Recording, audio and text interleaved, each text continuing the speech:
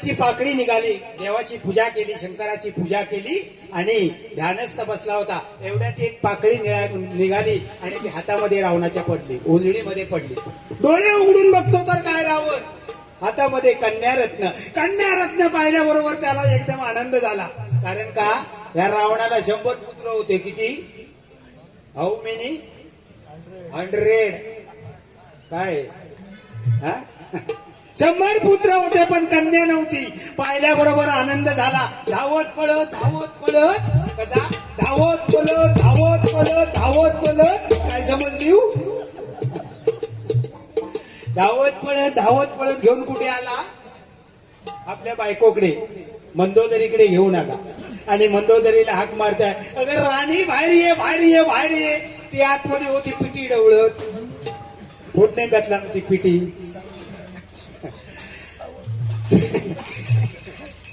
बाहेर ये म्हटल्याबरोबर ती बाहेर येऊन बघते तर हे कन्यारत्न म्हणजे ही मुलगी पाहिल्याबरोबर तिच्या कपाळात आठीव पडलो. म्हणालो रे परमेश्वरा, एवढी 100 पोरा तुमका दिले तरी अजून तुमची हौस पिटली नाही. हैता आणखी कोणाचा आणलास? अगर राणी पुढे बघ, आपल्याला महादेवानी प्रसाद दिलाय, बघ तरी येऊन. तिला पण संशय आला. आली पुढे, हळूच झबला मागे गेला. त्याबरोबर सिग्नल वेगळा दिसला. त्यांची अँटीना दिसेल. मुलगी पाहिल्याबरोबर तिलाही आनंद झाला. एकदम धावत पळत आली.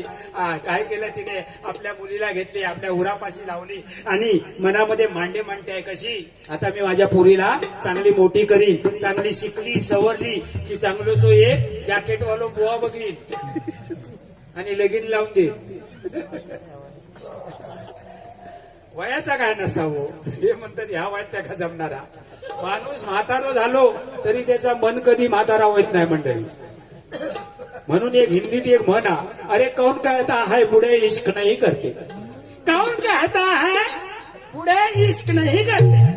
बुढ़े इश्क करते हैं मगर उनपे कोई शक नहीं करते. त्यांचं कट्टोच वेगळं असतं. ज्येष्ठ नागरिक कट्ट. तर काय झालं बघा, तिने विचार मनामध्ये कशी काय मांडते बघा. मंदोदरी ती मणी मग्न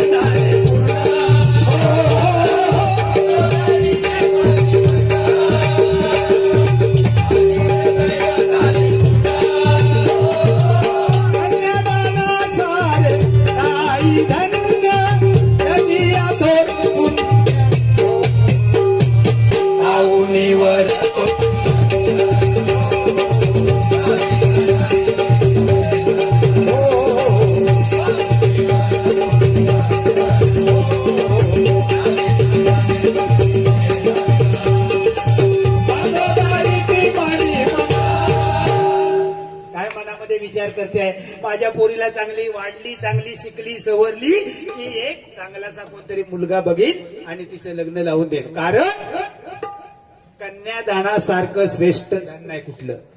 आणि ते कन्यादान आपल्या पदरी पडणार. तिला खूप आनंद वाटला. एकदम त्या मुलीचे लाड करायला लागली.